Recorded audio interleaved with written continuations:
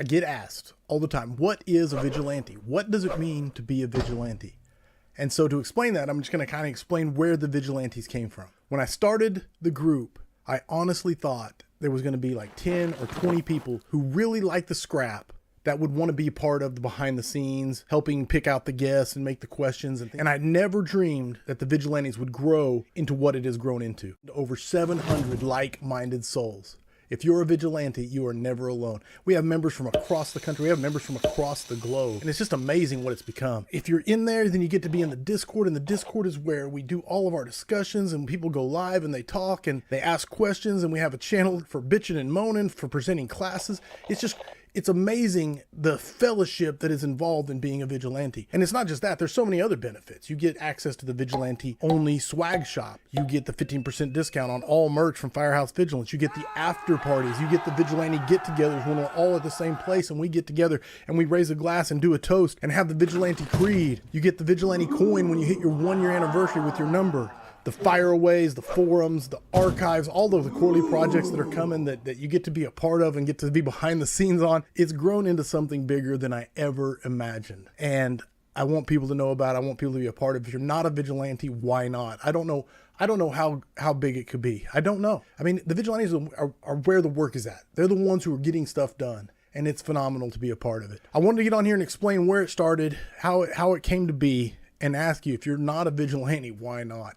Go to patreon.com/thevigilantes. That's where you sign up. It is $5 a month. I mean, you can't even get a cup of coffee for that anymore. $5 a month and you get to be a part of this unbelievable group. Go to patreon.com, sign up, become a vigilante, and I will see you on the Discord.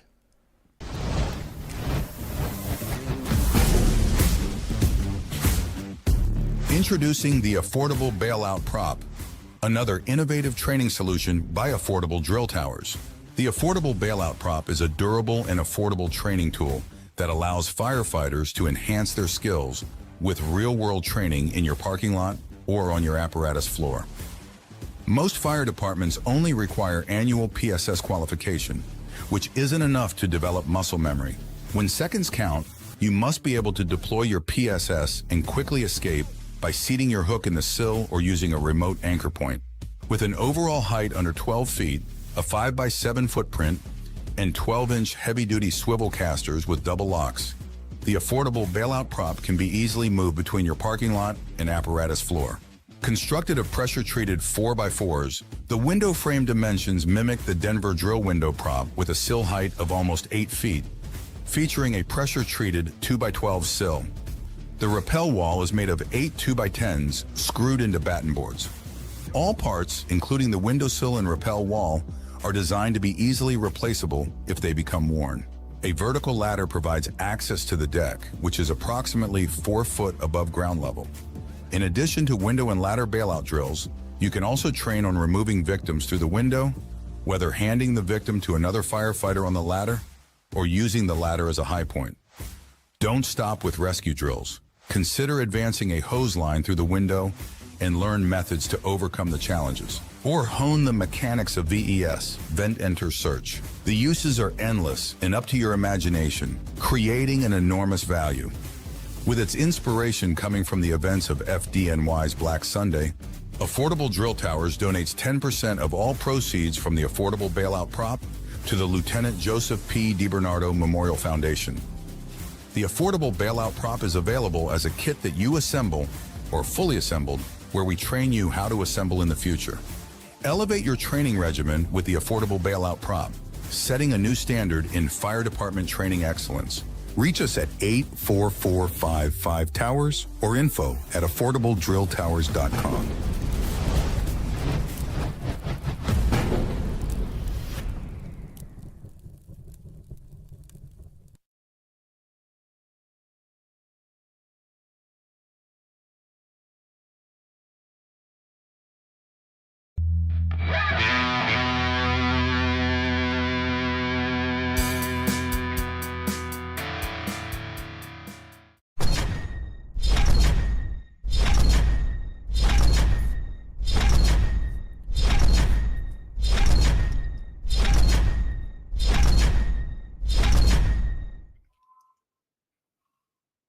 Corley Moore, Firehouse Vigilance. It's weekly scrap number 322. And we got two guests tonight, and they are the best in the business. Anthony Kastros and Frank Viscuso. So here we go with the bios. Andoni Kastros is a 38-year veteran of the fire service, retired battalion chief, best-selling author of the fire engineering books, Mastering Fireground Command, Calm the Chaos, and Mastering the Assessment Center.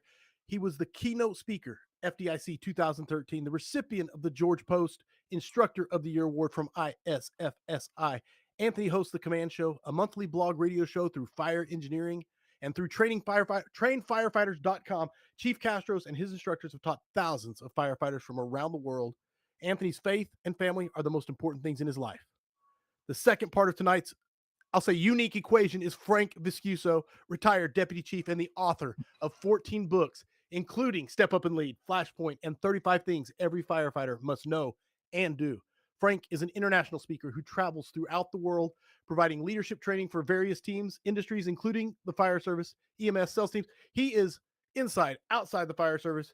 He is a keynote speaker, FDIC 2022, ISFSI Instructor of the Year this year. Holy smokes, you guys are in for an amazing scrap. It's going to be, I don't know what it's going to be. We're about to find out. Welcome, my brothers, Andoni and Frank, to episode 322 of The Scrap. Thanks, brother. Thanks for having us. We're really excited to be here, aren't we, Francis? We're very excited to be here. Yes, we are. Thank you. Thanks. I'm telling you, just trying to get through your body. You guys have done a lot. I mean, just one of you is a lot. You guys together, it's like an overload. So, yeah, 100%. Anything that you would like to add? Either one of you would like to add to flesh it out? I'd like to add that Frank is an awesome husband and father of two boys. Every time we talk, the first thing he talks about is his wife and his kids, and he's a coach of their baseball team. So his priorities are right, and he's also watching the ball game right now. No, I'm not. No, actually, I'm pulling something up because it's funny you say that, because as you say that, I actually just took a picture of something that's on your desk, and I'm going to show this to everybody because you're talking about the importance of family. I hope you're okay with me showing this. This is what he has on his computer right here, and it says, "I love my wife. I love my life." And what a great message to look at when you're sitting here working, writing books, making calls, doing business. That's why I love this guy, because he puts family first. He knows what it's all about. And it's great to be around people like that. Thanks, Francis. You're very welcome. You guys. He's the best.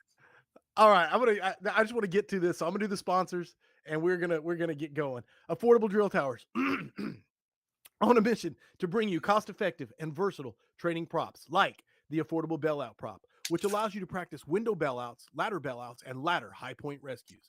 They also offer the Affordable Standpipe Prop, which you can roll into the classroom for standpipe theory and then roll it into the parking lot and pump realistic flows and pressures. And of course, their mainstay, the Affordable Drill Tower. It comes in several configurations and standard with a standpipe system. Choose from 1 or 2 sets of stairs, integrate it into your existing Connect boxes for multi-story access or freestanding on a slab. All models are NFPA 1402 compliant and gain you ISO credit. The only thing that you can't do on an affordable drill tower is live fire training. Call Steve, 844-55-TOWER, or drop an email to info@affordabledrilltowers.com. When it comes to building your perfect attack package, you can't just slap any nozzle on any hose and hope for the best. That's a recipe for failure. At Snap Tight Hose, they are not just trying to sell you hose. They are there to make sure you get the right hose paired with the right nozzle for your crew and conditions. Their team of experienced reps knows this stuff inside and out, and they're ready to help. No ego, no judgment, because knowledge is power. And at Snap Tight Hose, they bring both. Visit snaptighthose.com to connect with a rep and start building your ideal hose and nozzle package today. FirestationFurniture.com. They provide a complete line of quality furniture for your firehouse. Firefighter owned and operated, they understand the strain firefighters put on furniture and offer furniture that's built to last. Visit FirestationFurniture.com for more information. So there you go, the sponsors. And of course, I love Flame Decon, so I mention them every chance I get. Get the nasty stuff off you. Decon yourself. Use Flame. And with all that being said, that's the sponsors out of the way. And there's one more thing I have to do for house cleaning, and then we're ready to go. And that is, I promise this, episode 317, Sean Gray came on, and he announced the FDIC 2026 Pay It Forward Pass. David Rhodes is passing out the first Pay It Forward Pass on the scrap. And so there were submissions that were given. A lot of submissions were given, and the vigilantes were awesome enough to look through every one of those submissions. They read all of those submissions, and then they blindly the submissions were all anonymous. All relevant information was redacted, so it was just the submission. No, where did you work? You didn't have any names. No, you didn't know who submitted the name, and they voted anonymously on those submissions. And the winner, I am very proud to announce, is out of Joplin, Missouri, Bernard, and I got to get his name right. Boy. Bernard, I had to call and make sure I was pronouncing it right. Bernard Imboy. Congratulations on being the winner. I would read the entire submission, but it is extremely long. It's an amazing story. He comes from Kenya. He experienced a house fire when he was young. He lost a niece. It impacted his life, and he is the recipient of the FDIC Pay It Forward for 2026. So congratulations, and thanks to the vigilantes for doing all of that work. So there you go. All the housekeeping done. We are now ready to focus on the two what the men of the hour, the special guests. What do you All right. All right. Let's start with why you're together today. Let's just kick it off with that. Well, actually, that's a good question. We spent the whole day shooting a new online course that we're producing together. It was a 2-day shoot at Monterey Fire Department where we went on location and we brought a video crew in. And the topic of the course is leadership and conflict resolution. And we realized that we pretty much have the same mindset and heart for service, leadership, and the service of firefighting. And we've had a lot of experience, both good and bad. Yeah, for sure. A lot of road rash, and we want to share that with the masses. So that's what we did. Yeah, you know what it comes down to? It comes down to, mentorship comes in many different forms. And we looked at this, and it's one of those things where, hey, if I knew this when this situation happened, whether I'm a new officer or seasoned officer, doesn't matter. We're going to see situations for the first time, but you don't have to be going through it like it happened for the first time. So this is our way of in a sense, just saying, hey, give us an opportunity to share with you, not just our years of experience, but, his brothers were on the fire service. My brother was in the fire service. My father was in the fire service. And we were lucky. We had built-in mentors right there. Yep. Right. How old were you when your brother became a firefighter? I was 3 years old. Think about it. My older brother became a firefighter because I came a little bit late. Okay. And he was an oops. I was an oops. Okay. I was an Uzo baby because we're Greek. So my dad was 52 years old, a World War II Army infantry in the Pacific, and I came late. So, how old's your dad right now? Well, wait. First of all, let me ask you a question. Yeah. Are you the fourth child? Fifth. You're the fifth. Fifth. Yeah. Two older brothers, both firefighters, and then two sisters. All right, I'm the fourth. I was going to say, because I think I was an oops too. My parents won't admit it. But, they did pretty good at the end there, right? Because they got the first three wrong in my family. Yeah, exactly. So basically, so you're both the babies? We're the babies. Okay. And we're only a year apart in age. How about you, Corley? You got brothers or sisters? I am the second born out of 6 kids. Whoa. 6. Whoa. Ah. Outstanding.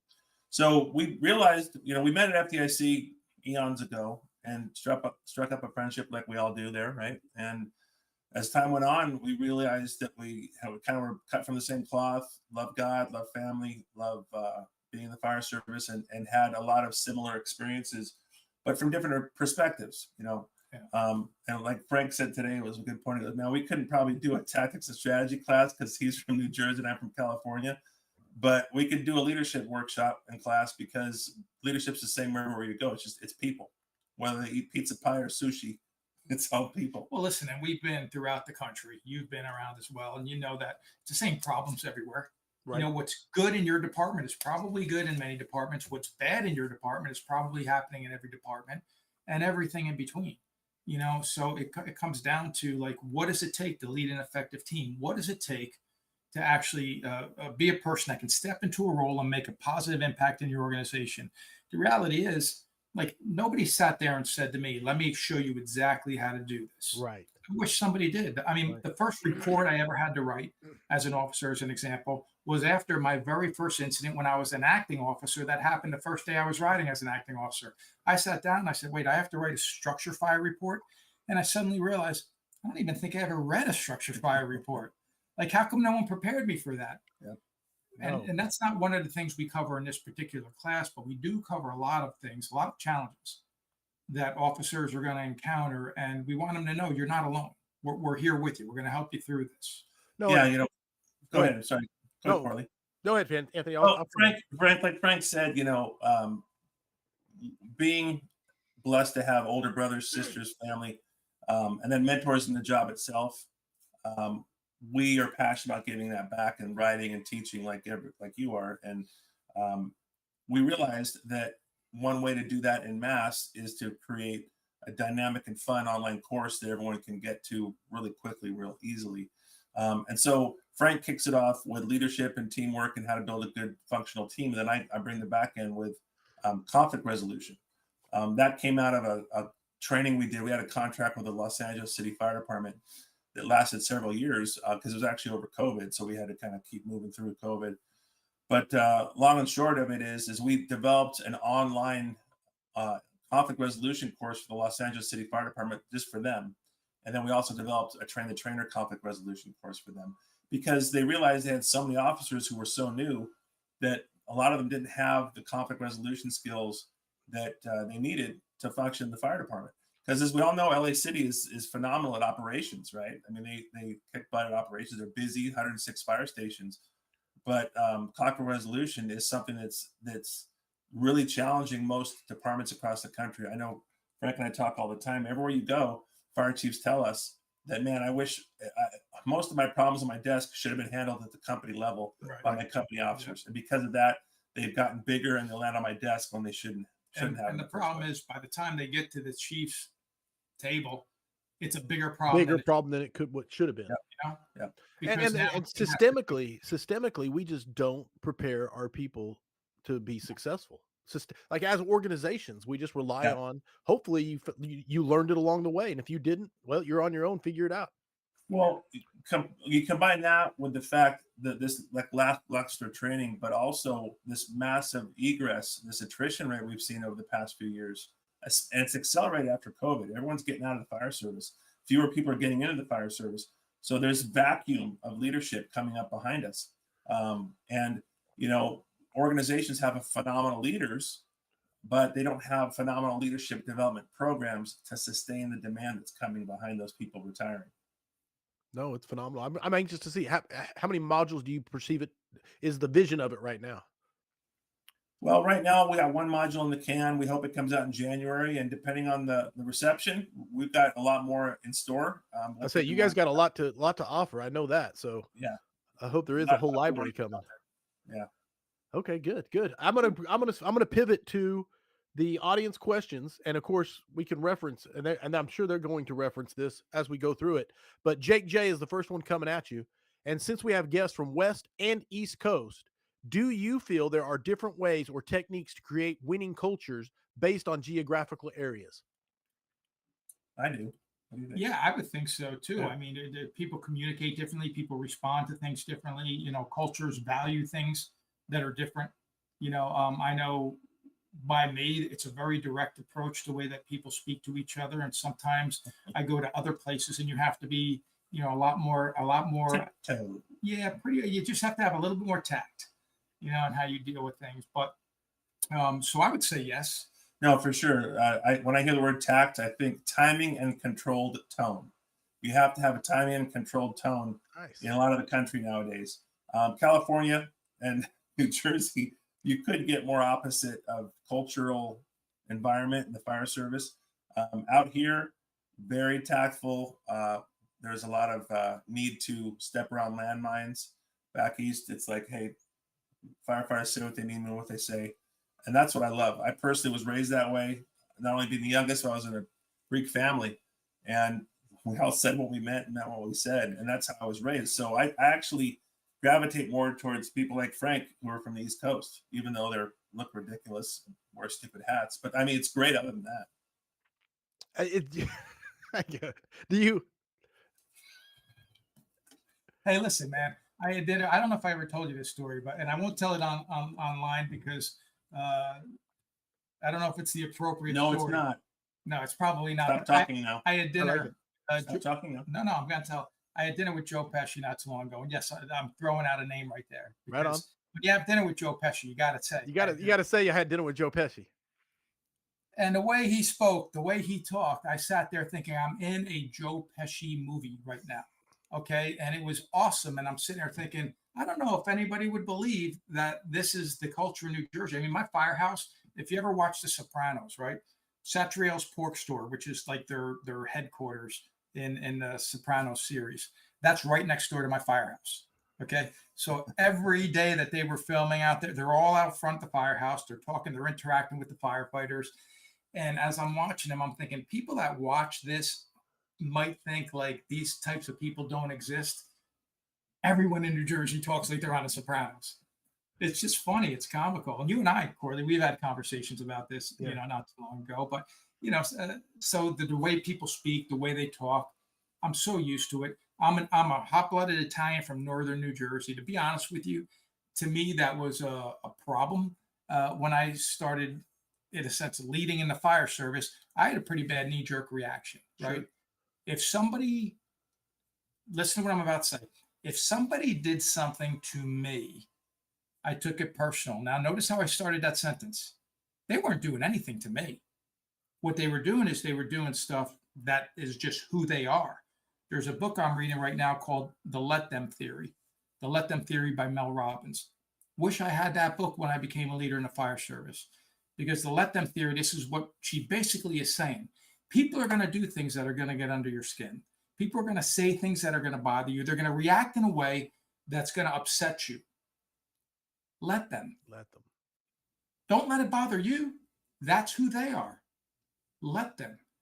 And it's a different way to look at leadership. And certainly in the fire service, if somebody's not doing what they're supposed to be doing, we're not just going to let them not do their job. However, if they're going to basically communicate in a way that I'm not comfortable with or familiar with, that's who they are. I don't want to change who they are. So you just become a lot more tolerant. What I like about Andoni, and I asked him today, do you prefer being called Andoni or Anthony? Right. He says, hey, whatever people are comfortable with. I enjoy calling him Andoni, but what I like about him is he's a guy that from the time I've got to know him, he never leads with his emotions. He's an emotional person, but he never leads with his emotions to where he might make a bad decision, where I was a guy who made plenty of bad decisions because my emotions led my actions. So I've learned a lot from you over the years. Well, while I appreciate that, my brother, you didn't know me back in the day. Those who knew me back in the day would laugh and go, "Are you kidding me?" Passionate, just like Frank, big Greek family, big Italian family. I did take things personal at seasons in my career, and that's when I got in trouble. That's why I had health issues, stress issues, family issues, and it wasn't necessary because I wouldn't just let them. I wouldn't let people be themselves. It pissed me off if somebody loved the fire service as much as I did. Do they do their job? Yeah. Were they good at it? Yeah, they're fine. They met the standard. They just didn't live and breathe it like I did, for example. And that would piss me off. I'd take it personal. Right. And it was ridiculous. One time I was cooking some soup in the firehouse. It was Greek soup, and nobody asked me to do it.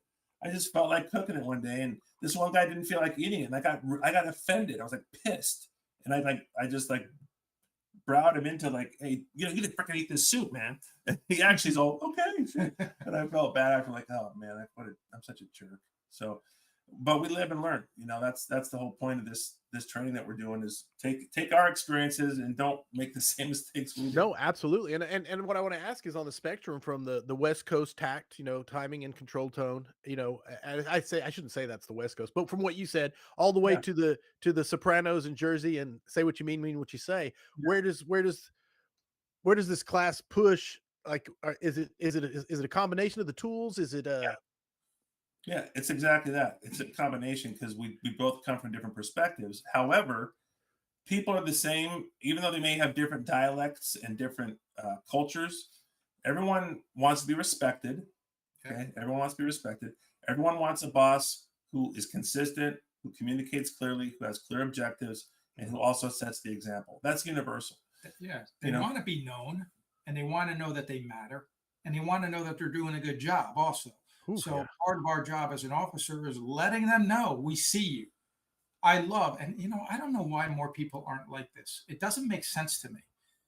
I love telling people the value I see in them. Oh, yes. I love it. Huge. Huge. I love when somebody does something right, when they do something good, when they do something better than I can do it. I love telling them that. It feels good to know that I'm providing some feedback for them. You think No, about it feeds their soul. It feeds their, I it mean, feeds their soul, right? yes. You know, I And mean, it is very important stuff. what I I want was to thinking dig in and throw at both of you is why are we in the fire service so bad at making people feel valued, heard, and understood? Why? What? Because What? it was not done for us, right? When I got hired, I remember my first ops chiefs came into the academy. He came walking into our recruit class, and he goes, "Gentlemen, here's what you need to know about me. If you see me, it's because you've done something wrong.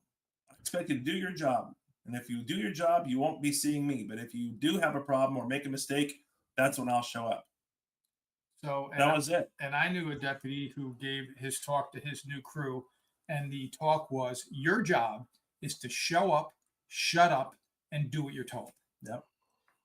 And listen, on the fire ground, there's actually a little bit of value to that mindset. Right? Like, don't come here. I don't want your opinion right now. It's time to do a job. Yeah, go Right. hook that ceiling, like I said. Right. Right. But can you imagine, like, telling people just show up and shut up? So I'm going to work 25 years for a guy that doesn't want to hear my opinion on anything. I never wanted to see that guy again. None of us did. That's it. Right. And honestly, he brought no value to anything. And so, that generation would say, they would say to us, "Your job is to make me look good." Okay. And people thought that my job is to make my boss look good. It's like, I thought our job was to serve the public. I thought our job was to take care of Mrs. Smith. I thought our job was to take care of each other and serve the public while we're here. And the servant leadership thing was not even out there. Right. And so a lot of that still permeates down through the fire service. It's, those dinosaurs laid eggs, and those eggs hatched and gave birth to little dinosaurs who hatched new eggs. And it's exactly right. And so our job was kind of like to weed out those and start to, to kind of help create a new culture in the fire service of servant leadership, of humility, of building other people up. And that's really a critical part of what we teach. Oh, I love it. I do love it. And then the push pull, the dichotomy between having a standard that is met and then also being tactful and nice and inclusive, all the soft skills and also a hard standard. How do you marry those two? I think that I've talked about this before, maybe even on your show, that I look at this, and I have to be careful so it's not misinterpreted. I like to treat the firefighters that worked on my shift as if they were my children. Now, let me explain this, because right here you could lose some people. Because Sure. What do you mean you treated them like children? I never treated them like children, but I did try to treat them like they were my children, in a sense that I wanted to give them every opportunity to succeed: the time, the training, the tools, the equipment, the guidance, the environment, everything. But I also wanted to hold them accountable and to a high standard. Okay. So think about that. Isn't that what we do with our own? For those of you that are parents that are listening to this, I'm sure that's what you want. I want them to be successful. So what happens if your son or your daughter is doing the wrong thing, something is not going to allow them to be successful? Do you just let them do it? Or do you pull them aside and correct their behavior? Every parent I know has taken their iPad away from their kids at some point and said, "You know what, until you finish your homework, or until you do that, or until you get your grades up, you've lost this privilege or that privilege." And it's not like that's what I'm looking to do, take things away from people. Right. But what I want to do is, let me give you the best environment. You still have to bring your heart, your desire, your effort, your work ethic. You have to bring that to the table. We can't do that for you. But what we could do is create an environment where people want to come to work. That's the key. My wife one time said to me, "You know what? Hey, Corley, by the way, we allowed to curse on your podcast? You beat that thing out, or you just let it roll?" No, it's the scrap. You can say whatever you want. People, go. My wife says to me one day, "You know what, Frank, you become an asshole every day before you go to work." And she wasn't talking about the day of. This was the day before. She says, "And I know why. Because you have to go to work and deal with that particular person and that situation. But why do you have to take it out on us, the people who love you?" Exactly. Right there, I realized, you know what? Culture is a feeling. It's how your heart and your stomach feels the day before your shift. Mm-hmm.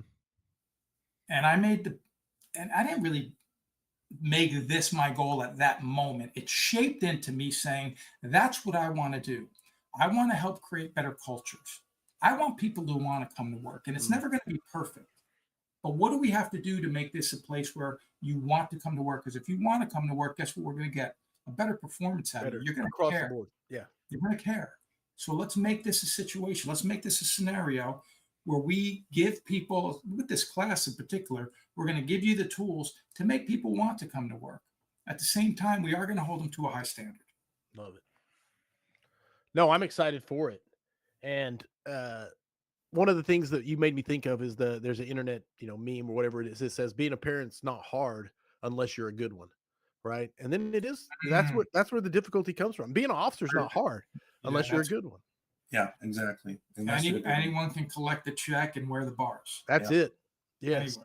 Yeah. All right, It's funny. Go ahead. I was going to say, Frank talks about being a parent. I lived as a battalion chief. I was grandpa. And I would tell him, I said, grandpa comes around once in a while. He smells funny. He farts. He looks for something to eat, and then he leaves. And the point is I never, like a good grandparent, I never directly supervised. I had great relationships with my firefighters and engineers, but I was there for my company officers to build them. I was the 1-800 phone a friend for them when they ran into a situation they couldn't handle or was a little over their head. One time I had a captain call me and said, "Hey, I got a firefighter here who's losing it. What's up?" Well, he's pissed off about this new mandate. And long story short, I just went over there, and as wearing a gold badge is not a big deal, but they do see battalion chiefs as management.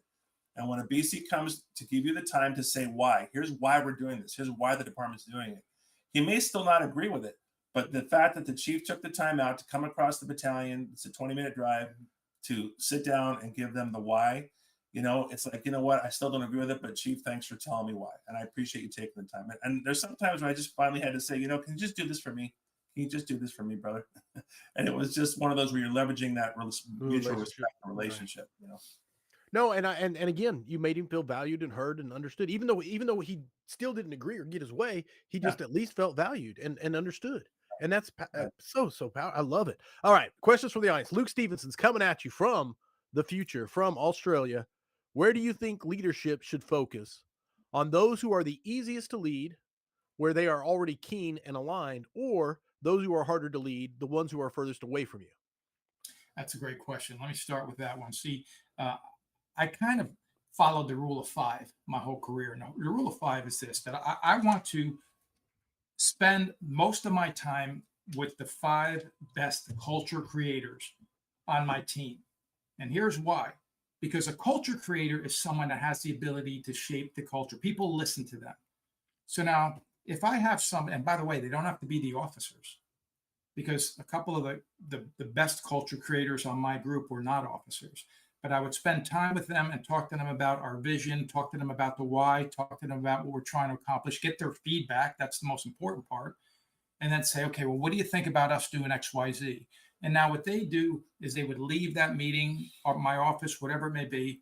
And now they go and they start talking to other firefighters. And they have the ability to shape those people too. I'm not going to say I'll spend all my time with them, with the 5 most impactful people that I work the best, but I want to spend a lot more time with them, because then we could spread out a little bit more. I have to tell you, and I don't know how you feel about this, but I've worked with some incredible great firefighters, but we all know that every now and then we work with somebody who you just can't get through to them at all. Right. No matter what you do, they don't want to be there. They're recliner snipers is what he would call them. I call them corner mutts. It's the same thing. Walt Disney called them lawn mowers, right? All they did is cut other people down, never left their own backyard. Bottom line is this: you'll drain your own energy if that's who you're spending all your time with. If you don't want to improve, well, guess what? I'm not going to let you suck me down to your level, because that's what will end up happening. You'll get so frustrated with that one person. So I want to work with them. I want to talk to them, but let me get these five that really want to be the best company, the best department, the best group we possibly can. Let me get them aligned in the mission, and let's go make this happen together. No, I don't choose one or the other. You mentioned, I use the term recliner sniper. That's the guy who just sits there waiting for somebody to try and improve. you're too young. You can't promote yet. Wait for somebody to get on a committee and make things better. You're stupid. And they just sit locked and loaded in their recliners. And the thing about recliner snipers is they all have a spotter. They all have a spotter, and that's the young kid coming up behind him, maybe just off probation, who didn't have a strong paternal father figure, for example, or a mom in their life, or somebody who raised them up. And they're like a kid who needs a gang to belong. And the recliner sniper is looking for spotters. And that kid's still, oh, yeah, he's an idiot. He's a jackass, huh, Frank? And so, yeah, good kid. You're right. You're figuring it out. And they also operate in tribes, in packs. And that's because they're insecure. They're insecure, so they have to surround themselves with people that don't know as much as them, so they feel better, like a younger member. And they have to support each other in this little dysfunctional tribe. And those folks will, like Frank said, drain the hell out of you. However, you deal with them directly, you deal with them over the long haul as well.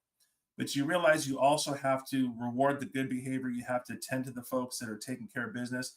So it's kind of like a cancer. If you have cancer, do I cut out the tumor or do I work out? Well, how about both, right? You need both. You need to stay healthy and fit before you have a health issue. But then once you do, you have to address that health issue directly while trying to stay fit.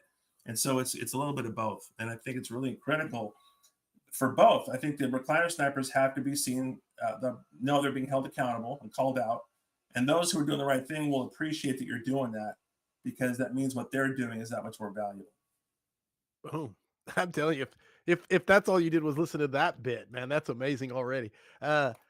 Marco Isom says, who would each chief say is their number one mentor and why? I've answered this before, and I don't think it's ever going to change. I even talked about him today, when we finished shooting my father. He's just someone who is, and I said this, he can back this up. I said, I don't know if I've ever met a greater man than my father. You said that, then you said, except for you. Remember that? You said that. I don't you were remember a better man. See, that's what you said. He thinks because he writes a big book that he could just. You know what you're sitting on. Well, listen, okay. All right. Well, let's talk about that. So let's not talk about that. Right? So I think I try to keep my books, to a point where, hey, I could read this in a few days, take a lot of value. His books are so big. If you need to prop yourself up when you're sitting, you could actually sit on. Show what you look like without the book, Frank. Yeah. Yeah, go ahead. Don't look at me. So I'm sitting on his book. And by the way, I will tell you, Brian Brush did a great job on this film. Okay. All right. Brian, good job, Brian. Good job. What was the question? Oh, yeah. Brian's back is hurting, too, for carrying him the entire time. So my mentor, I have to split the baby and tell you it's my brothers. Both of my older brothers, Mitch and Demetrius. Like I said, when I was born, they were 15 and 18 years older than me. In fact, I think they still are 15 and 18 years older than me. And amazing After mentors. all these years. I can't catch up. I was literally raised in a firehouse. By the time I'm 5 years old, I'm putting out fires with my Tonka trucks in the backyard that my brother Demetrius would light with cardboard box. I think we talked about that last time. My brother Mitch would pick me up in a 1967 American LaFrance open cab pumper from kindergarten. Talk about mentors. And I just watched them pave the way, and they taught me, man, hey, number one, if you make a mistake, learn from it and don't ever do it again. And I was like, or we'll kill you. And number two was learn from other people's mistakes. That's even more important. And that's why having them ahead of me was such a blessing. And that's why Frank and I want to pass that on. Let us be those mentors from all the stuff we've experienced through this program. No, it's awesome. That is awesome. And I love how both of you guys hit with family. And so this is part of what you said. So it's just authentic without a doubt. Tailboard. I'm going to go there. Man, there's a lot of questions coming at you. So I'm going through them. While you're looking at questions, I want to, is this chocolate or gum? It's chocolate, but it also helps you poop. But seriously, is it old? Because it looks old. This looks 15 years old. It's not old. It's chocolate. Yeah. Okay. It's X-Lax. Okay. It just ruined it. No, it's real. No, you can. I'll eat some too. Watch. I'll be the canary in the coal mine. You eat first. I'll eat first. See, this is called trust building. This is called the weekly scrap shenanigans. That's what this is called. The weekly scrap. See, look. See, watch. See. Look, I'm eating. It looks old. I mean, look at the wrapper it's coming in. Tell me this wrapper doesn't look old. Yeah, I'm with you. What is it exactly? Is it like It's a nasty crunch. It's a nasty not nasty, but it's a crunch bar. now, even bad chocolate's good chocolate. So Okay, I just checking. There's no pleasing him. I There's didn't no know. pleasing. I try. There's no pleasing. Gary Arb 52001 wants to know, if you're the senior guy/girl, how do you know what needs to go to an officer versus what you should handle yourself? Oh, let me take this one. you got it. LA City calls them locker room leaders. The back of the firehouse. That's what their apparatus operator is. Senior firefighter engineer. I think it's one of those where if the senior member knows that they got through to the person and it won't happen again, then it's good. Unless there's fallout, unless there's something that could go beyond that conversation. For example, hey, I backed into that car on that last call. Should I tell the captain? Well, hell, of course you're gonna tell the captain. But if it's maybe an attitude problem, and the senior member, the locker room leader, tunes him up, like, you're right, man, you're right. I'm having a bad day. I'm going through a tough time at home. Then it's done. But if there's fallout, then the captain needs to know, because it's going to come around and bite the officer in the butt later. Yeah, that's a really good answer. Listen, if someone does something illegal, you don't want to not address that. You're going to have to address that and bump that up the chain of command. I've had firefighters call me when I'm off duty saying, Chief, I just messed up. And they did something that was, quite honestly, immoral and unethical. So I told them, well, when we get back into the firehouse, give me a special report. And I remember one firefighter saying, wait, but I'm calling you off duty just to explain to you what happened. I go, yeah, but you're reporting it to an officer. And what you did wasn't right. Yeah. So we're going to have to deal with this. Now, I'm on your side. I know that you were wrong. So that's a great first step, but we still have to document this. And I had to, because he reported that to me, it's something I had to report up the chain of command. I went to bat for him. I just told the chief, this isn't a major thing. He knows he was wrong, but I just wanted to make sure that, we addressed this, and it went no further than that. Right. So there's certain things that, like you said, if somebody does something that, was just a dumb decision, it's something that was a poor choice, and we could correct it right here, and it doesn't need to be bumped up the chain of command. Well, that's great. I mean, if you're an officer, those bars on your collar aren't for show. You have a job to do. But a lot of that's also determined by the culture of your organization. Exactly. That's part of what we're trying to fix here. Yeah. Think about it. Think about the word discipline. Okay. Just think about the word discipline. Most people hate the word discipline because they're looking at it like it's a form of punishment. Like punitive. Like my chief likes to discipline people. Right. Well, you know what? Progressive discipline is not a form of punishment. It's a way to correct the behavior when it's done the right way. So that's what we talk about, using it as a tool to help correct behavior and help fix a mistake. Use it as a tool so you're not a tool. Actually, we talk about 3 kinds of discipline in this class. And you mentioned the last one, Corley. It's punitive. That's the last ditch, right? Ideally, proactive discipline is what we do every day without even realizing it. A good example: clear communication, clear expectations, training, drills, all that kind of stuff is proactive discipline. It's still discipline, because the root word is disciple, which means follower of a teacher or leader, right? If you want to build disciples or followers, you do it proactively first. That's where you spend 80 to 90% of your time. Maybe a small percentage is reactive. That's like going from the green light to the yellow light. Now we're in that coaching counseling session, which is how we spend a lot of time in this new course on how to do that. How do you do a coaching counseling session? What is at your level or above your level? What are the nuances? How do you keep them from getting defensive? And then finally, punitive, right? But like Frank said, when we hear the word discipline, everyone freaks out because historically, like the old school we talked about at the beginning, is that discipline's always a bad thing. Right. So if you can instill discipline in the whole crew, that senior member, that engineer or apparatus operator will help you with the discipline, which is really what the question was to begin with. Right. No, beautiful, beautiful, beautiful perspectives. I can't wait to get all the modules. So I'm excited. I shouldn't be this excited about a upcoming class. I should get this excited about chocolate. It tastes like Nestle Crunch. It's a new X-Lax, Nestle Crunch flavored But X-Lax. it doesn't say that. Doesn't Nestle Crunch say Nestle Crunch on it? That's why that doesn't. You got to identify your chocolate, man. I think you bought that like at a school function. Can you Or let the McDonald's. chocolate go, Frank? We have only so many minutes in the show. Sorry. Lauren Short is coming at you, and this one I like, which is with each of your individual experiences and perspectives, what strengths and weaknesses do you think the newest generation of future leaders will face from a culture and leadership perspective? The upcoming generations, what's their leadership challenges, strengths and weaknesses? You know, one of the challenges I think comes from this is a society where there's a whole bunch of distractions. Okay, now think about this, right? People are getting their news. Listen, I tell it, parents today are co-parenting their kids with social media, right? Well, where are kids getting all their information from? So they may think, hey, this is the best way to do this. You have a great podcast, and you know how I feel about it. You and I talk. By the way, Corley and I talk probably once a week. Mm-hmm. You know, we just communicate. Just, hey, brother, how you doing? When we're on the road, just chat. Matter of fact, I talk to him more than you. Matter of fact, Corley, I just realized I like you more than I like this guy. You see how it is? Yeah, all the time. But we do. We communicate. You have a great podcast. You put out really great information.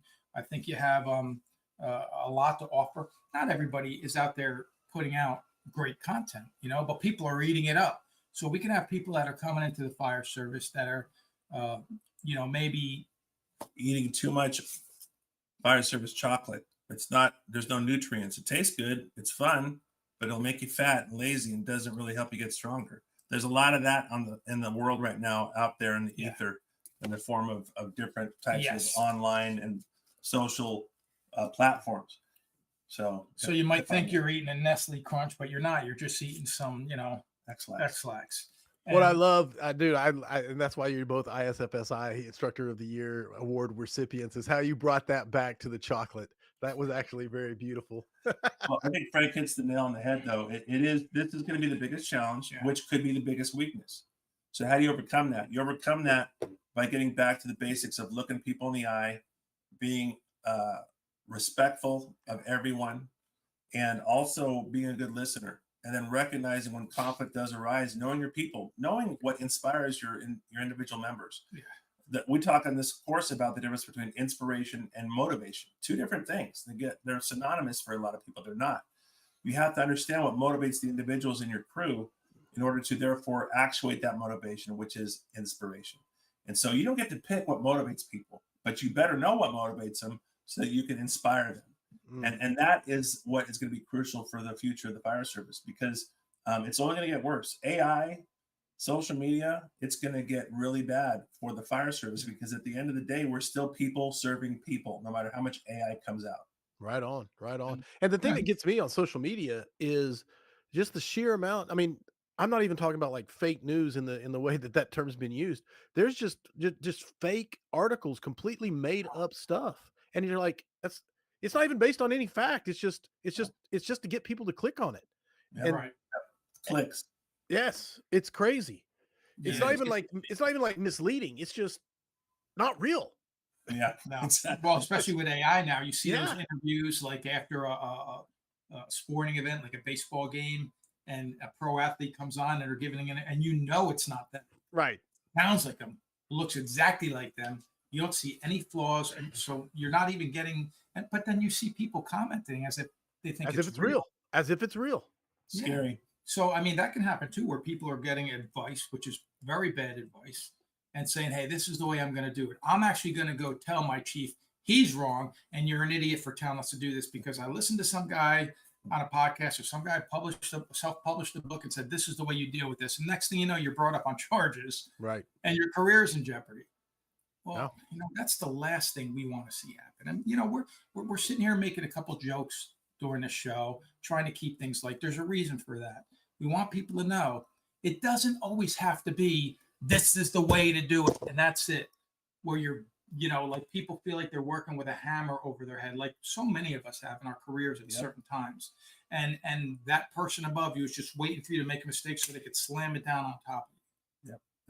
And that never stops, by the way. It never stops. We were there for each other. We were consoling each other at the ends of our career. Yeah. You know, we both were at the ends of our career, and we both had challenges with our bosses at the time. Right. And we both this is when you're on the job 32 years, and you're giving your heart, blood, sweat, and tears to the fire service.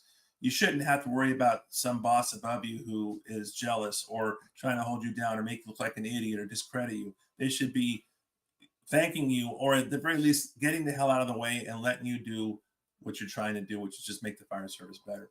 But that's really critical, because no AI is going to help you there. You need mentors. You also need colleagues that are at your level that you can call and bitch at and say, you know what, this is a pain. This is really pissing me off. What do you think? Yeah, it's pissing me off too. But don't bitch down. Bitch laterally or better vertically.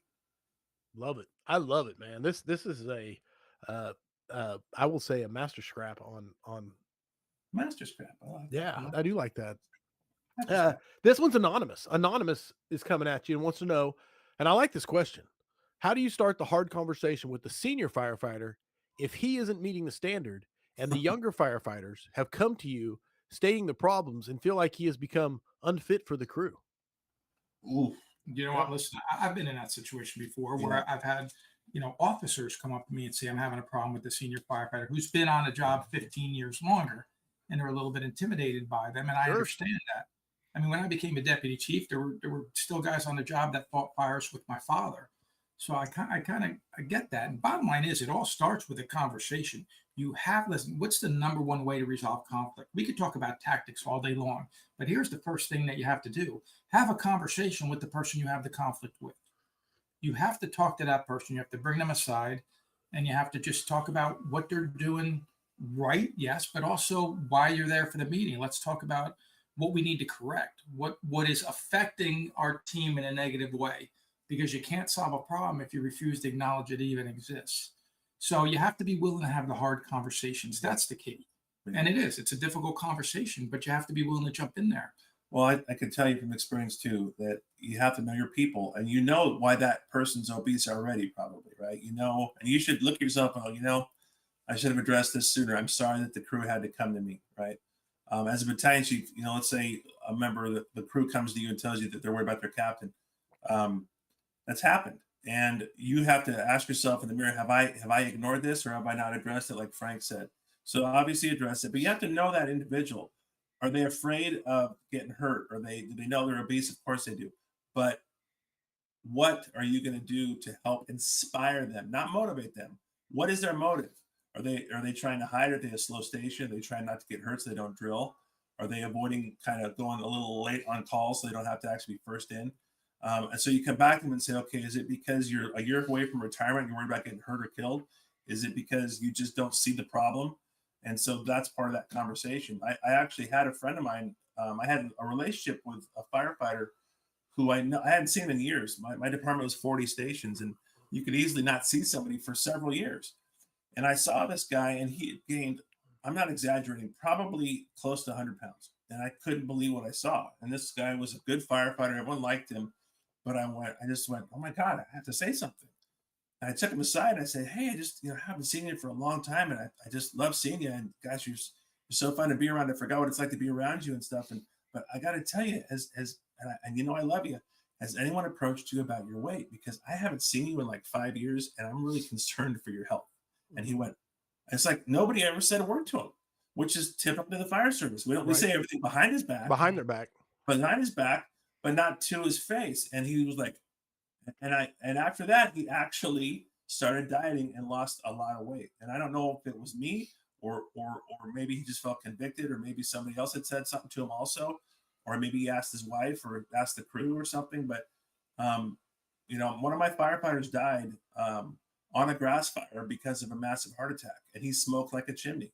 And the day that happened, he might as well have been a mayday on a structure fire that I was commanding. I wasn't even in command of the fire. It was a different battalion.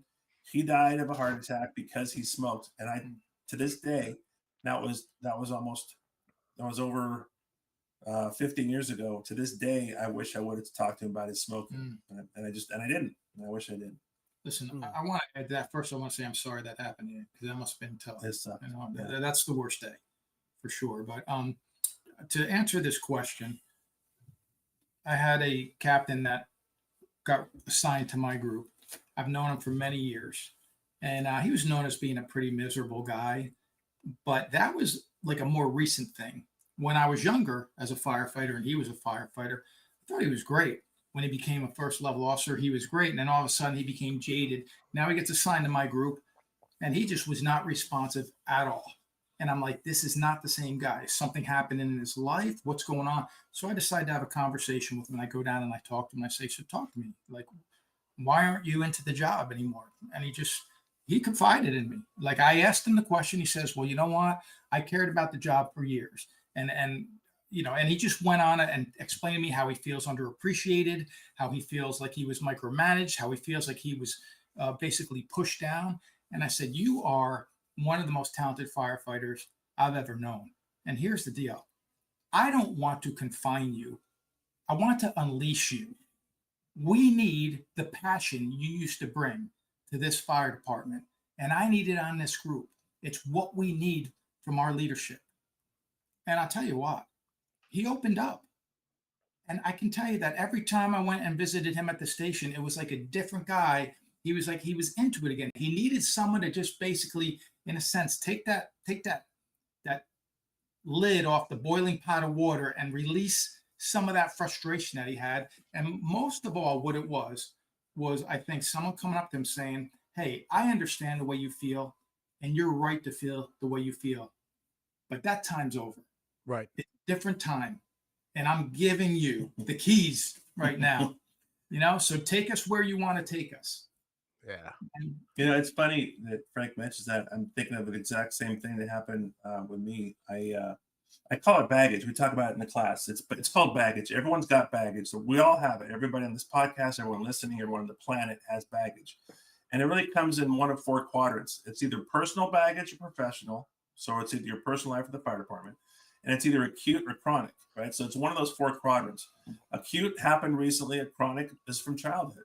So if you were bullied as a kid, that's personal chronic. And that's a hard one for people. What you're describing is probably professional and maybe chronic to acute.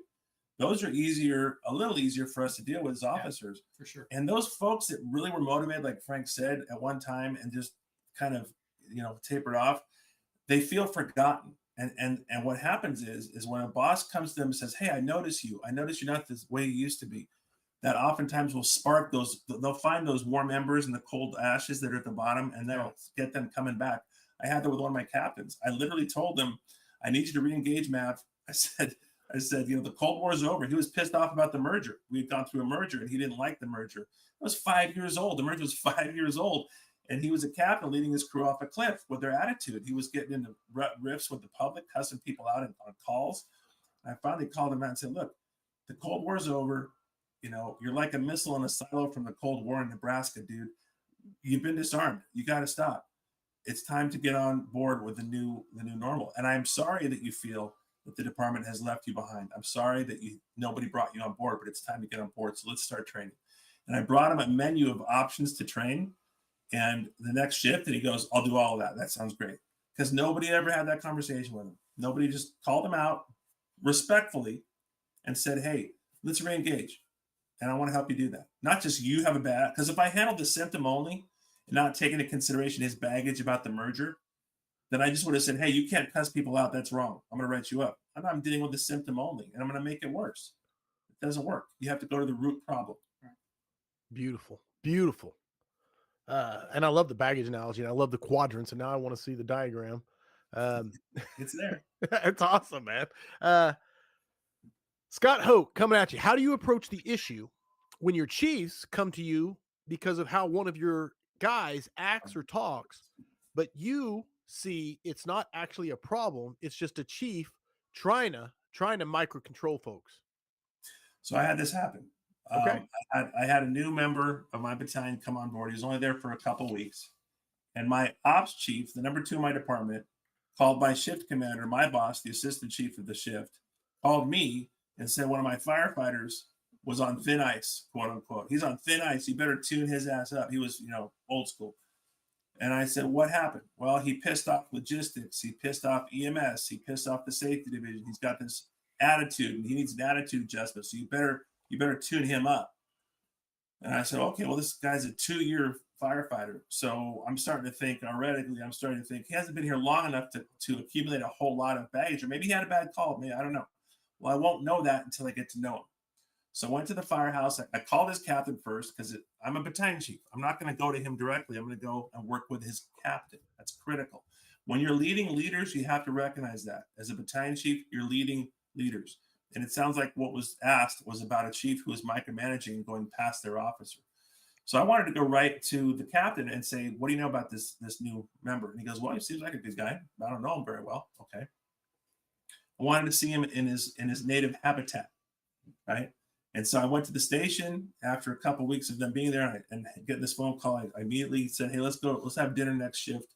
I'll come by the station. So I'm watching him, and he's yucking it up with all the guys. And there's a recliner sniper sitting right next to him, like the quintessential poster boy for recliner snipers, right? This guy had so much baggage from his whole life. And the new guy is sitting next to him and just soaking up everything he is. This guy's laying dinosaur eggs, and this guy is eating them. And they're joking, and this kid looks at him and goes, "Oh, you're so funny, Dad." And he called the recliner sniper Dad, and I went, oh, no. This means that this guy is being recruited. Problem identified. Yeah, like there's something going on there. So I had him to the station, my office with his captain, and I said, "Let's talk." And everybody that came into the battalion, I would always have a sit down after they were at the battalion for a couple of weeks, get a chance to stow their gear, get to know their first due area, get to know the crew. Then I'd come in afterwards and we'd share expectations as a battalion chief. I'm here for you. I'm here to serve you, support you. What do you have? Any career goals? So I was doing that with everybody. So when I did that with him, it wasn't out of the ordinary. But I had a plan to find out what's the backstory, what's the history, meds, and allergies with this individual. Okay, just like a medical aid call. So I said, "Tell me about your childhood." And he goes, "Well, my dad left when I was 12." And he folds his arms, and I go, "Oh, okay." Do you have a relationship with your dad now? He's all, "Nope, just me and my mom." And I go, "Wow, so you put yourself through EMT school, paramedic school, the fire academy, probation, without the support of brothers, sisters, mom, dad?" And he goes, "Nope, just me." And I go, "Wow." I go, "I'm impressed, man." I go, "If it wasn't for my two big brothers, I'd be dead or in jail." And I go, "I'm really impressed by you." Literally, Corley, tears started coming down his face. Now we're dealing with the root cause. Right. He has got baggage that is in the chronic personal category. That's a tough one, but it's also an opportunity. Like Frank talks about opportunities. Knowing that about him, I was able to leverage that insecurity and that unfortunate dysfunction in his life and say, "You're better than that. Don't keep doing what you're doing because you're heading the wrong direction. Be the guy that got you here. Be the guy that went through the academy, EMT class, and probation. Still be that guy." I said, "The guy that you're looking at in the firehouse right now, that's not Dad. That's crazy Uncle Ned. And Uncle Ned is not a good influence." I look at his captain. I say, "Your captain is Dad. I'm Grandpa. That's Dad." So he goes, "Okay, Chief. Okay, thank you." Never had another issue. Promoted to engineer a few years later, model employee. But what if I had come to him and said, "Hey, I heard you're screwing up. I heard you're freaking being now that you're my battalion, I don't stand for that crap. If I hear one more thing, by the way, I'm getting a phone call from the ops chief," what would he have done? Yeah. Who would he have gone crying to? Yeah. He would have curled up under that Dad. Uncle Ned. Yeah. Uncle Ned. And they would have gone off a cliff together, and it would have been bad. So no, absolutely. It's beautiful. Right. Beautiful. I had a firefighter come into my office one day. He had been on for about 4 years. And he said, "Can I talk to you?" I said, "Of course." And he starts to, and by the way, you have to understand, 4 years he's been on. This conversation that we had in my office was more than he had spoken the entire 4 years. Okay. And he just says, "I didn't really know my father.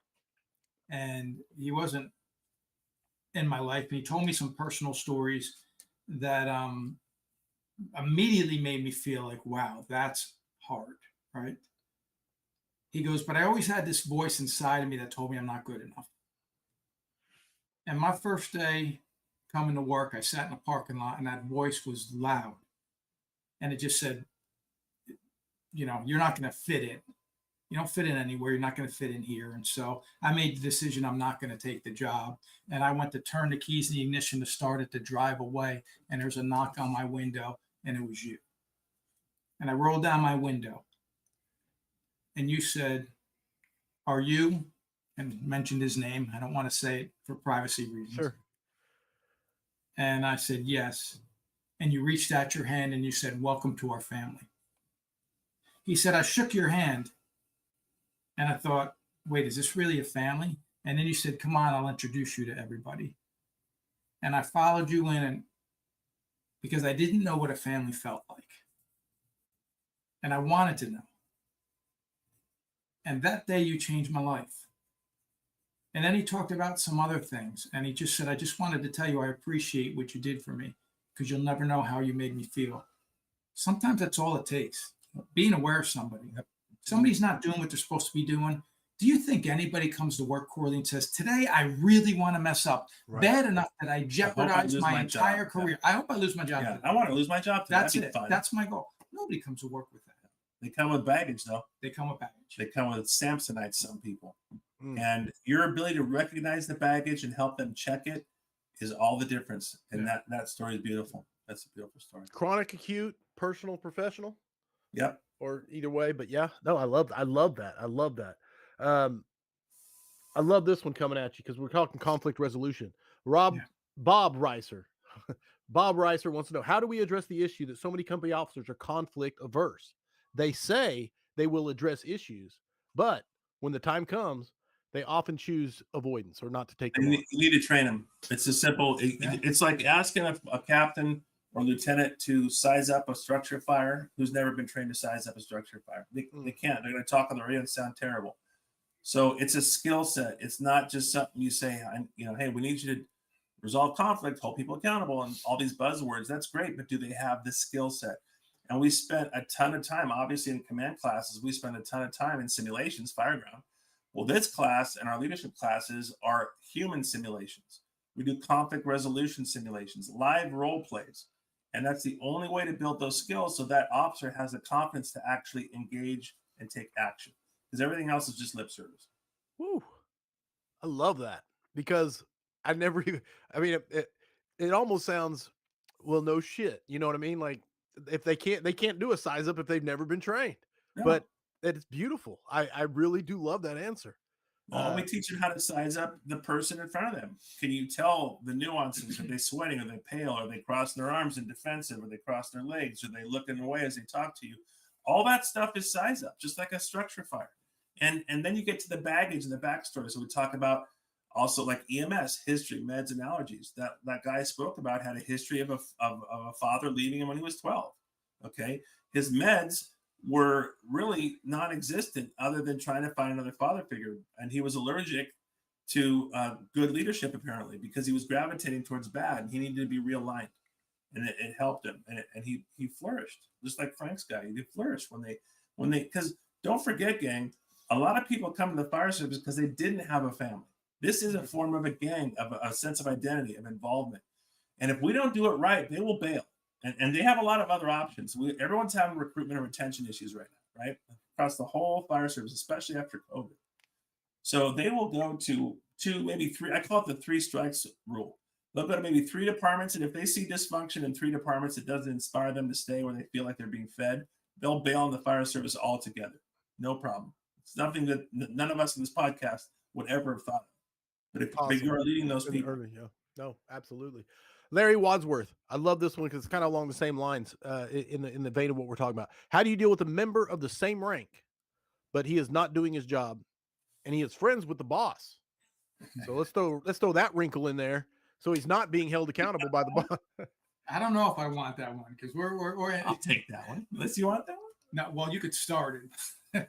I got things I want to say, but I want to make sure I process it the right way before the wrong thing comes in. I don't care if they're friends with the chief. I don't care if they're friends with the president. I don't care if they have, I don't care if they visit the Vatican on weekends and have lunch with the Pope after Mass on Sundays. I don't care who you are. It doesn't matter to me. We have a job to do. I will hold you accountable just as I expect you to hold me accountable. But here's the key. You have to walk the walk first. You can't be a hypocrite.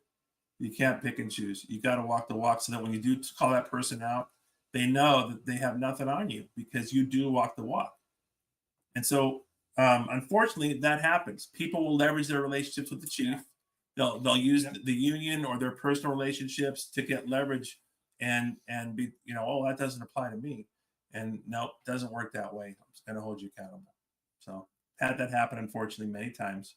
And listen, we've had this conversation on the previous podcast, about, well, what's the standard of the organization? That's it, Because yeah. I've actually heard a union president say, you know what, all they have to do is the bare minimum to keep their job. And the bare minimum at the time was such a low standard. Then it said, well, what am I here for? Like, don't we want to do better than that? Don't we want to raise the standard? Don't we want to be in a situation where, we're going to be the best that I mean, what's your goal? Seriously, what's the goal of a fire department? Provide the best possible service at all times. That's the goal. If anything is happening within our station on a daily basis that is going to prevent us from providing the best possible service, we need to address it head on. Yeah, and I'm thinking about one particular story.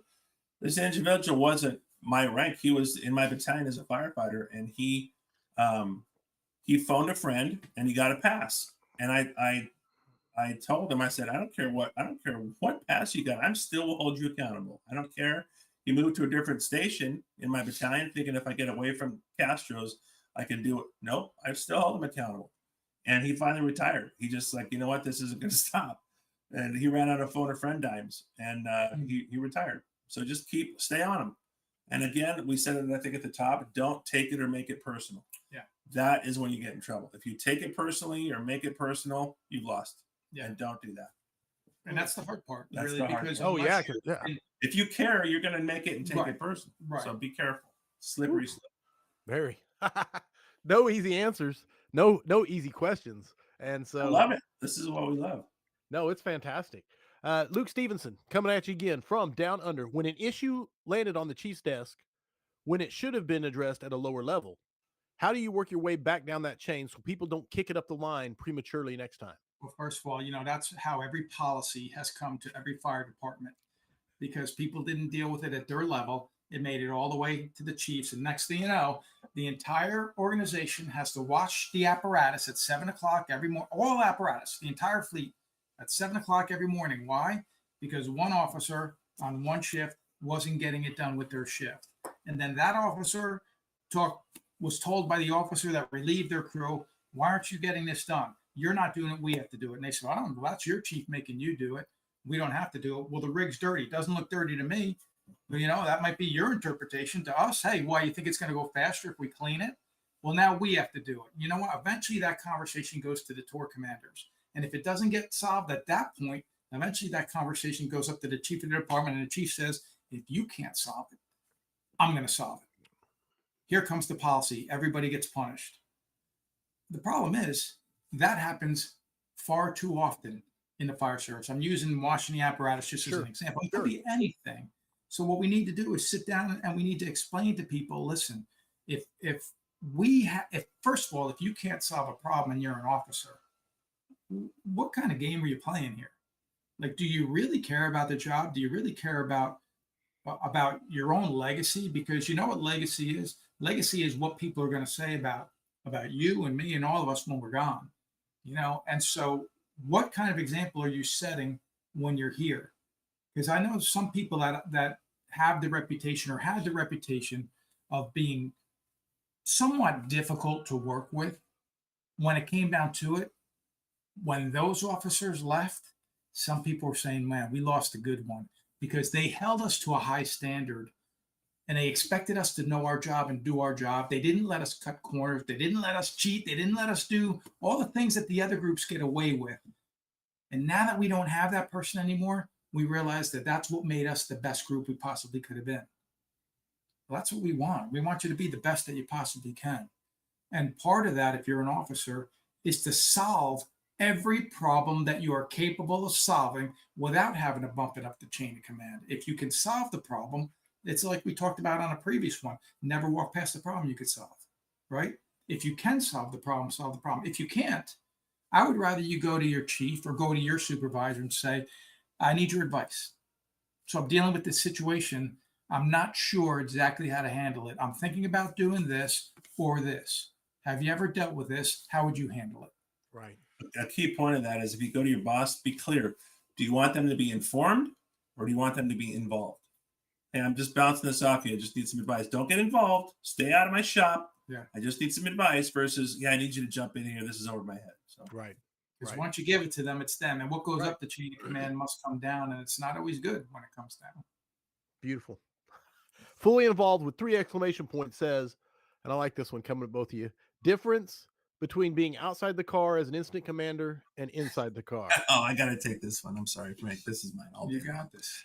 So so I was inside the car. I was blessed to be a battalion chief for 13 years, same battalion, same shift, and every single structure fire I ever commanded was inside the car. Now, that said, if I had unified command with law enforcement, if I had unified command with CAL FIRE and a large vegetation fire, I would get outside the car so we could communicate better. But I stayed inside the car. Now, I'm not saying it's the only way to do it. I'm not saying it's right or wrong. It's a preference. I benefited from it because I had tactical supervisors. What gave me the luxury of staying in the vehicle was that I had developed my company officers to be tactical division and group supervisors. They were able to bridge the tactical gap between me and the crews working. They were my eyes and ears. So I didn't have to be outside.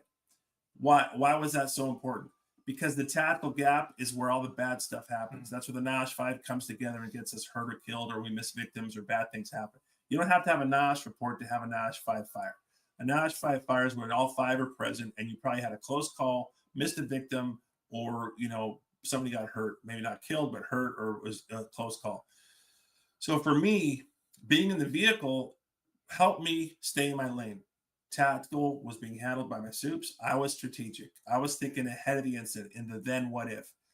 Their skill set, their mindset was in the next. They're thinking, I need another hose line next. I need to coordinate ventilation with fire tech next. I need to get a secondary search next. I need to rotate this crew next. Because they were in the tactical space with the meat and potatoes of the incident, I was able to think about dessert. I was able to think about the then what if. What's down the line? Do I need a second alarm? Do I need to set up a RIC group? Do I need to get a medical set up? Is the exposure gonna get going on us? And so that's why I stayed in the vehicle. So I'm assuming that's from Mark. It's fully involved. And when I was out in California in his neck of the woods, I was working in Menlo Park one time, went to his firehouse, had dinner with them. Call came in, and here we are. I jumped on the apparatus with them and drove around. That's pretty cool. And I can tell you this, I agree with every single thing that he just said. Problem was, I was not allowed to stay in the car. I was required as an incident commander, our town, our community. I never knew anybody that stayed in the car, ever. Everybody had to get out of the car. You had to get the best vantage point of the building you can, 2 sides of it. All the reasons why you think you should be out of the car are the reasons we were. And when I heard him explain this years ago, I thought, that makes so much sense. I would rather do it that way. I just, quite honestly, I would have been brought up on charges if I did it that way. Well, honestly, that is an East Coast, West Coast thing. Exactly. That's why we're not perfect doing example. That's why we're not doing a command and tactical East Coast, West Coast thing. We're doing leadership. Yeah. Because it is very East Coast to be on the sidewalk with your command board, to be in front of the building, to be outside the vehicle. And some of it's geographic. The sidewalks and the streets are narrow. So their apparatus, FDNY, they're gonna bottleneck right in front of the building. A lot of cases, you can't even see the building. For me, a lot of it had to do with the fact that we use the incident command system. I was able to train and engage those tactical supervisors to be my eyes and ears. Yeah. I trusted them because being in the cab also helped me hear little subtle things like a vibra alert going off in the background, or if somebody's voice sounded a little heightened and like they were freaking out a little bit, or if there was a bell going off in the background. Okay. Those kinds of subtleties are what I was listening for, and it allowed me to.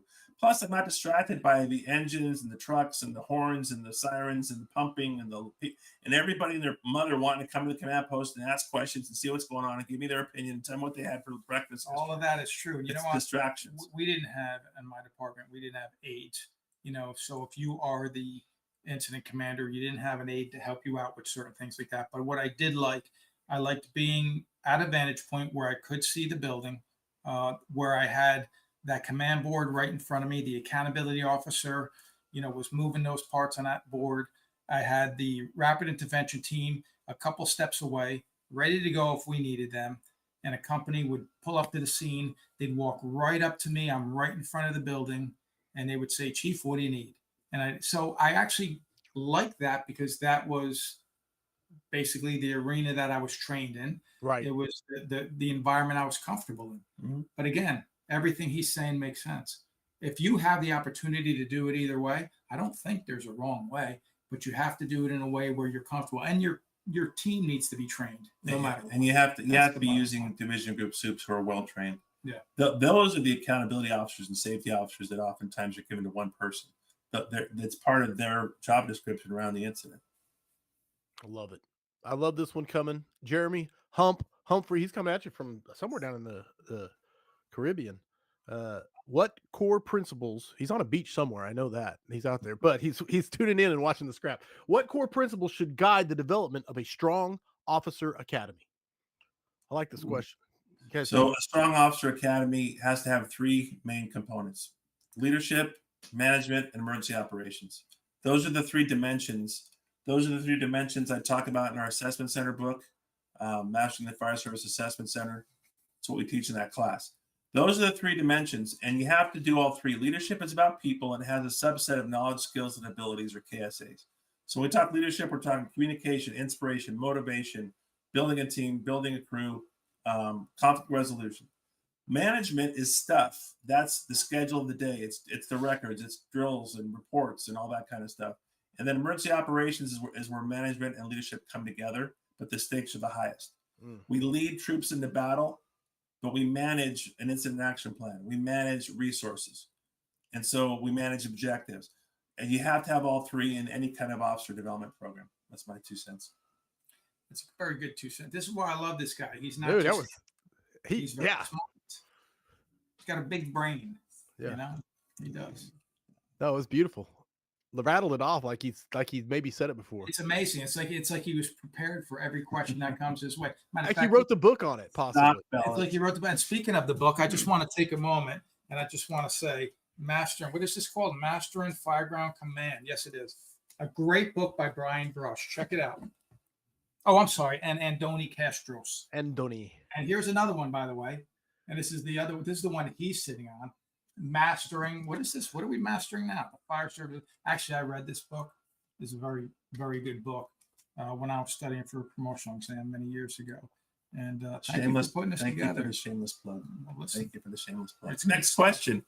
No. Actually, it's a perfect time to segue into Booker books. Booker books that you think firefighters. What books do you think firefighters should be reading? Does not have to be fire service related, but I always looking for new books to read. And we already have. What was the one you brought up earlier from? The Let Them. That's mine. The Let Them theory. Mel Robbins. Mel Robbins is fantastic. You know, I've not read anything she's written. I've seen a lot of her social media stuff, and I've enjoyed a lot of her message. So, like she talked about that conflict being a knot in a rope, and what happens when people pull their sides, they make it tighter. Yeah. So instead of trying to win the argument, try to unravel it. Nice. And I brought that into my class, and then just talked about how we unravel arguments, rather than pull on our sides and make that knot tighter. But she and that was a guest that came on her podcast. She's got some great content. I love hearing her speak, and she's just got a great book. I think it's right now the number one bestseller in the country. Yeah. Nice. And the title of that was Let Them. The Let Them Theory. The Let Them Theory. Okay. The Let Them Theory. My book, I have two. One is The Passion of Command by B.P. McCoy. Passion of Command by B.P. McCoy. And that one is actually, at one point, it was only available on the Marine Corps Exchange. So it might be on Amazon now, but you might want to see Colonel B.P. McCoy, The Passion of Command. And then the other one, and again, Frank and I were, earlier tonight, we were talking about our faith and how we were brought up. So this is not, please don't take this, I hope you're not offended by it, but it's the book of Proverbs in the Bible. I think that's the most amazing book for leadership, for human existence and living a good life. It's by Solomon, King Solomon. It's an incredible book. Even if you don't, you're not a person of faith, read the book of Proverbs, and it will enlighten you to humans. And it's as relevant today as it was thousands of years ago. Beautiful, beautiful. I love getting books, and absolutely, the Bible has been suggested many times. Now, I don't know if anybody's ever suggested a book of the Bible, and so that was very specific when you went to Proverbs. So that's very cool. Which takes us to one of my favorite parts of the weekly scrap, which is the 5 questions for firefighters. And we're going to do it uniquely tonight because we're going to go back and forth because you both get to answer the 5 questions. There are no right or wrong answers. There's only your opinions. And so with that being said, the points are arbitrary. They're assigned by me with the help of the audience. Are you ready for the 5 questions for firefighters, Mr. Andoni Kastros and Frank Viscuso?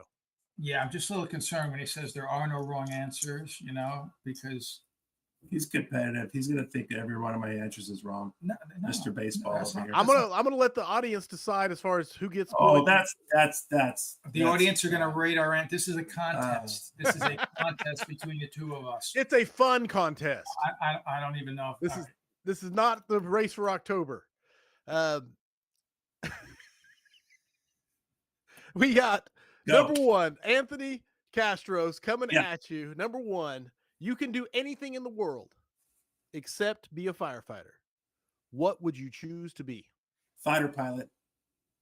Fighter pilot. My cousin was a fighter pilot. He was the commander of the Air Force Thunderbirds. When I was a little kid, had a huge influence on me. I wish I could have been a fighter pilot if I wasn't a fighter pilot. And for me, it would be fighter pilot. Sure.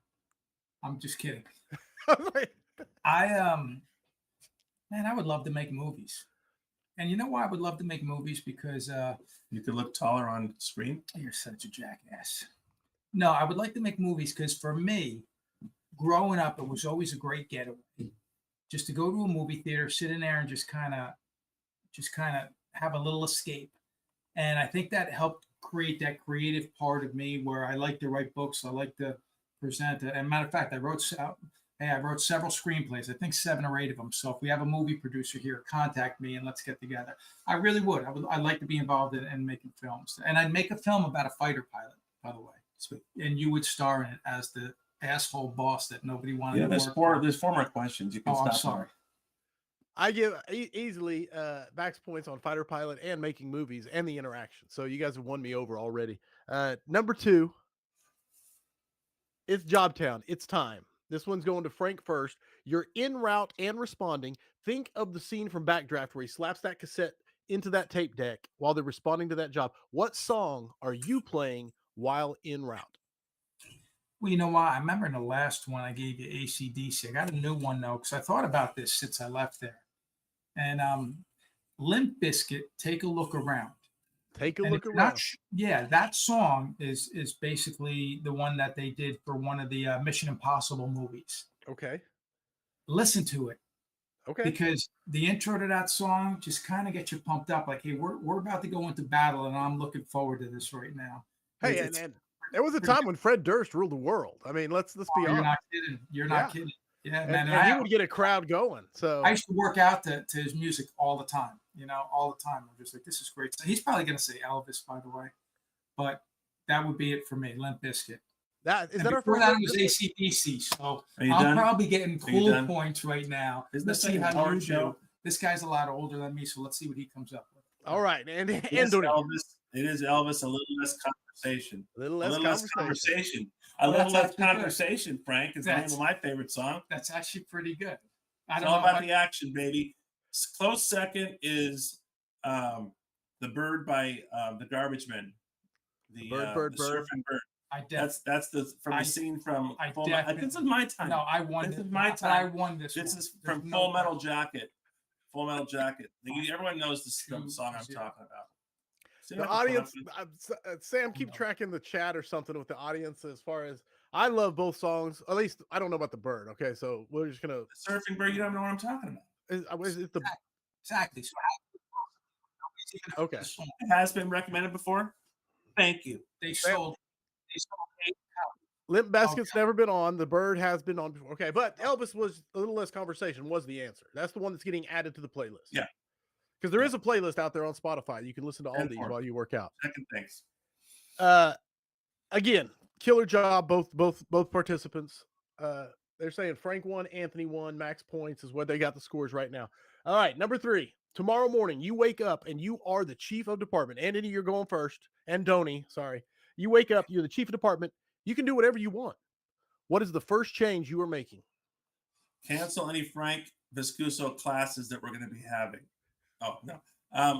This is going to sound self-serving and all that, but honestly, I would implement Calm the Chaos curriculum because it's going to save lives, both civilian and firefighter. I know it sounds arrogant. I'm sorry, but I thought about this, and that's what I would do. I want my people to be safe. That's a great answer, and it really is. Max points. Sorry. I'll give them max points. It's a great answer. Oh, that is actually. I don't know that. Go ahead, Frank. I mean, you talk about what was the first change I would make. I would like to look at it a little bit differently. What's the first thing I'm going to do? I want to talk to the firefighters on that group and on that shift and ask them, what change do you want to see made? Because maybe there's something that's just been tearing that crew down for the longest time. Here I am, brand new. I'm going to come here and make a change. Well, I don't even know what they're struggling with. I don't know what's right with that group yet. So let's have some conversations and tell me, what do you want to see done differently?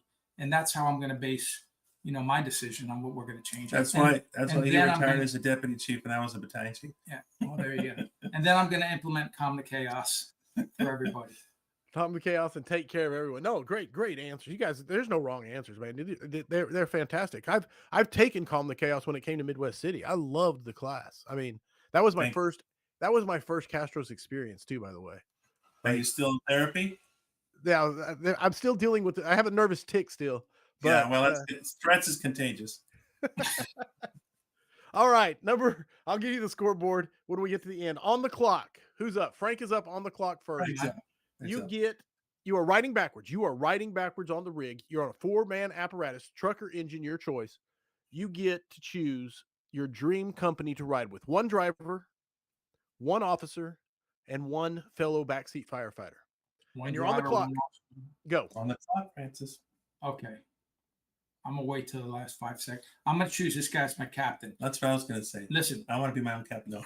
And I'm going to tell you why. I would not be here in this room right now working with him if I did not respect him the way I do. I'd love the opportunity to work under him. I think that'd be amazing. As far as a driver, I worked with great drivers. So, anyone, Pettigrew, K-Work, I worked with some great drivers. But that person in the jump seat with me, I'm going to throw one out there to you. I'm going to take any one of your vigilantes, somebody that's listening to this. You know why? Because they give a damn. They care. Yeah. Give me someone that cares, and we'll work with it. We'll make it happen. That's a good answer. That's a good answer. That was that was good stuff.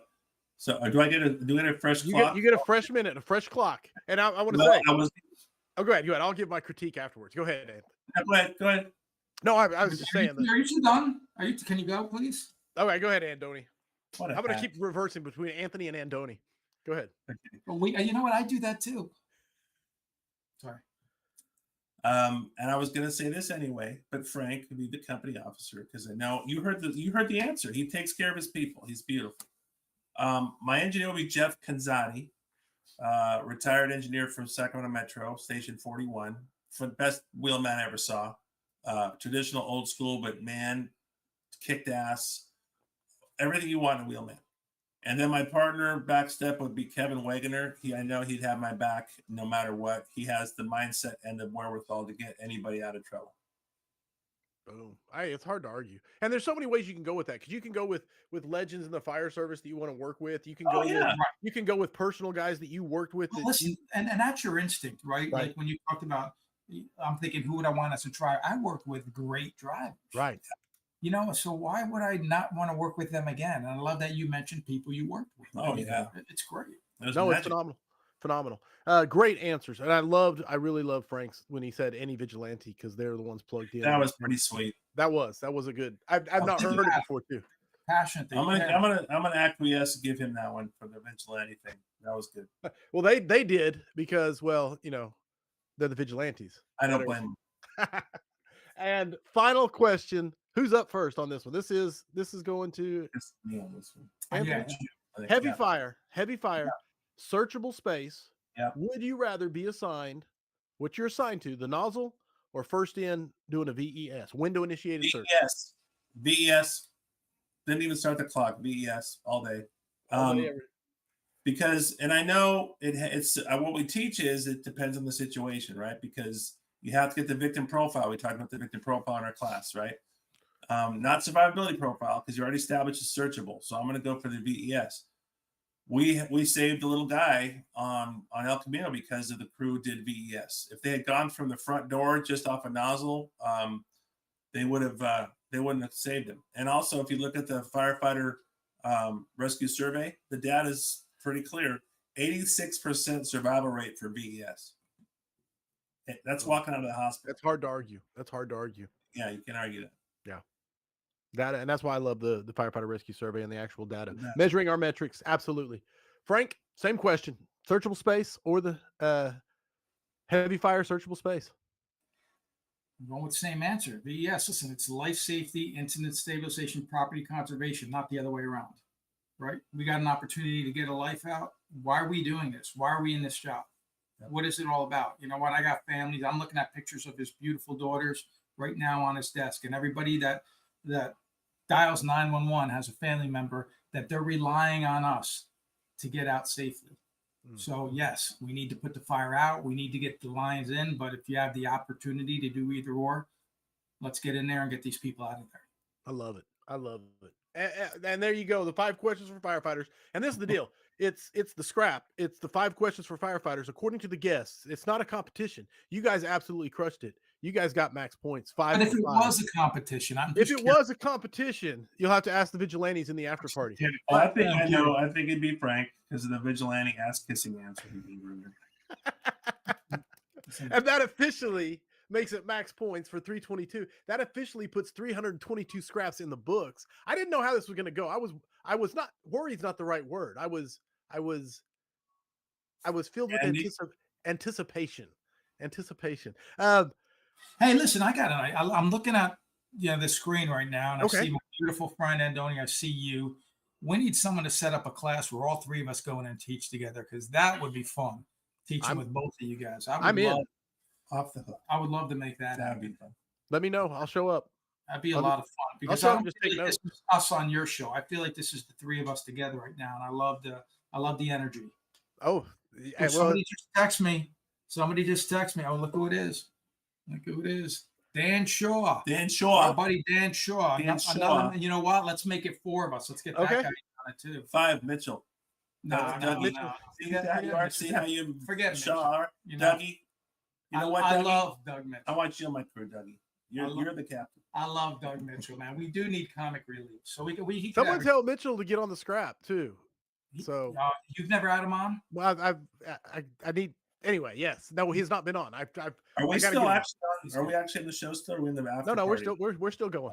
I got to do my wrap up. Okay, we're having fun. Real quick. Thank you both for being. You guys got my squirrel brain going.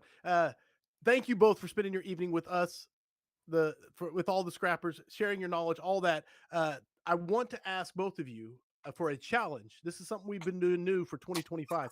A challenge that you put out to the scrappers that they can get done before the scrap next week. What is the challenge from Anthony Kastros and Frank Viscuso? You go. Oh, you want me to go? Yeah. I went first last time. I think I went first last time. Oh, you the last question. A challenge. Gosh, I mean, my challenge has always been the same. Educate yourself. Read something new every day. So I don't know that I would want to deviate too much from that. And maybe the question is, what do you want to read? Well, here's a great book right here that you might want to read. This one is called, what's it called? Mastering. Who wrote that? Was it Brian Crush? Brian Brush wrote this book. It's a fantastic book. I think Anthony Kastros did a poem. Oh, actually, no, you're actually a co-author on this. This is a great book right now. And if you don't want it as a book, it's actually really good. Something to sit on. I'll prop you up in your seat. I'll tell you what I'm going to challenge your scrappers to do. I was in teaching a class up in the Pacific Northwest last week. And it took a long time, a whole day, to get a company officer in the class to acknowledge that a certain person he was struggling with conflict and he was writing off, that it was a challenge for him. It took all day for him to have a breakthrough and realize that this person might have redeeming qualities. And he realized that what was holding him up from seeing this person as being salvageable and worthy of good leadership and effort was his own personal baggage. And this light bulb went on, bink. He realized, I have baggage with that guy. That's why I'm writing him off. Not because he's that terrible. It's because I have baggage with him. So my challenge to the scrappers is think of somebody this next week who you can't stand, who's pissed you off, who's baggage in your backpack, and ask yourself, can give me, I need to think of a redeeming quality.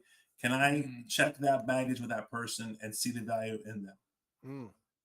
I like that. No, that Max no. points. Max points. Max points. Yeah, that's solid. Absolutely. The final thing I'll bother you with, the final question I'll bother you with is someone that you think should be on the scrap. I'm always looking to add people. I know I've asked you before. We run in a lot of the same circles. Doug Mitchell. Doug Mitchell. Doug Doug Mitchell. Mitchell. Hey, absolutely. I just got to Doug get Hey, in. you've had Dan on here. Yes, Dan yes, Struck, yes. Yeah.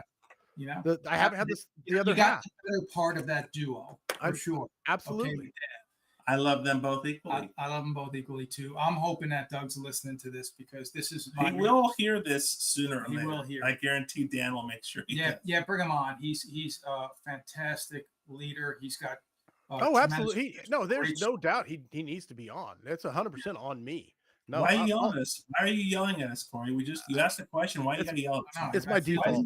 At the very end, if Don't he piss demeans off. us like Yeah, that. exactly. It's my default. It's my default setting. I get excited. Housekeeping.